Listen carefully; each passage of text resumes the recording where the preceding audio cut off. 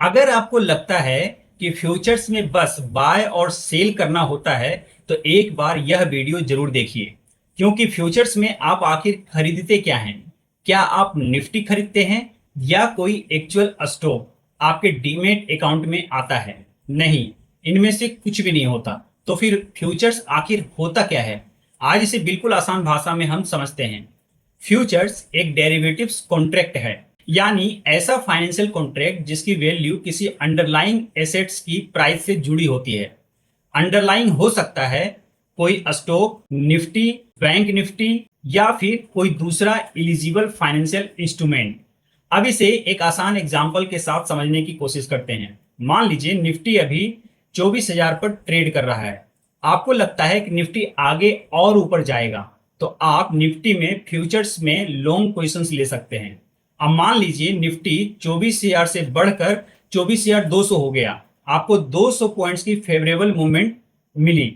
लेकिन अगर निफ्टी 24,000 से गिरकर 23,800 हो गया, तो आपको 200 पॉइंट्स की अनफेवरेबल मूवमेंट मिली। यानी फ्यूचर्स में अंडरलाइंग की प्राइस मूवमेंट का सीधा असर आपकी पोजीशंस पर पड़ता है। अब यहाँ एक बहुत इंपॉर्टेंट बात है, फ्यूचर्स में आप अपनी इच्छा से कोई भी क्वांटिटी नहीं खरीद सकते। फ्यूचर्स कॉन्ट्रैक्ट्स एक स्टैंडर्डाइज्ड लोड साइज में ट्रेड होते हैं। मान लीजिए किसी फ्यूचर्स कॉन्ट्रैक्ट का लोड साइज 65 है। अगर प्राइस में एक पॉइंट का मूवमेंट आता है, तो पूरे लोड पर उसका असर होगा। 1 × 65 इज इक्वल टू 65। और अगर प्राइस 200 पॉइंट आपके फेवर में मूव करता है, तो थियोरेटिकल प्रॉफिट होगा, यानी 200 × 65। लेकिन अगर वही 200 पॉइंट्स आपके खिलाफ चला गया, तो थियोरेटिकल लॉस भी हो सकता है। इसलिए फ्यूचर्स में सिर्फ यह देखना काफी नहीं है कि मार्केट कितने पॉइंट्स चला, आपको यह भी पता होना चाहिए कि कॉन्ट्रैक्ट का लोड साइज कितना है। अब एक और बहुत इंपॉर्टेंट सवाल, अगर फ्यूचर्स कॉन्ट्रैक्ट की पूरी वैल्यू बड़ी है, तो क्या आपको उसकी पूरी वैल्यू अपफ्रंट पे करनी पड़ती है? नहीं, फ्यूचर्स में पोजीशंस लेने के लिए रिक्वायर्ड मार्जिन मेंटेन करना पड़ता है, और इसी वजह से फ्यूचर्स में लिवरेज मिलता है।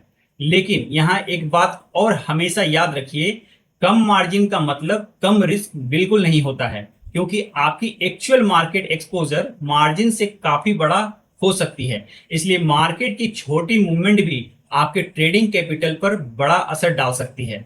अब फ्यूचर्स की एक और खास बात, अगर सिर्फ बाय करके ही ट्रेड नहीं कर सकते।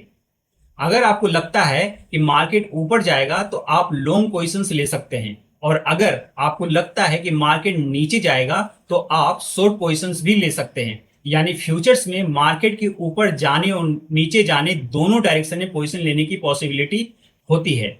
लेकिन लॉन्ग और शॉर्ट आखिर प्रैक्टिकली कैसे काम करते हैं, इसे हम अगली वीडियो में एक बहुत आसान एग्जाम्पल के साथ समझेंगे। तो आज की वीडियो से फ्यूचर्स के बारे में 3 बातें याद रखिए। पहली, फ्यूचर्स एक डेरिवेटिव्स कॉन्ट्रैक्ट है।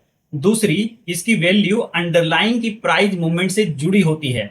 और तीसरी, फ्यूचर्स में लोड साइज और मार्जिन को समझना बहुत जरूरी है। अगर आप एफएनओ को बिल्कुल बेसिक से सीख रहे हैं, तो इस सीरीज को सब्सक्राइब और फॉलो जरूर करें। अगली वीडियो में फ्यूचर्स में लॉन्ग और शॉर्ट क्या होता है, और उसे हम सिर्फ डेफिनेशन से नहीं, एक प्रैक्टिकल एग्जाम्पल के साथ भी समझेंगे।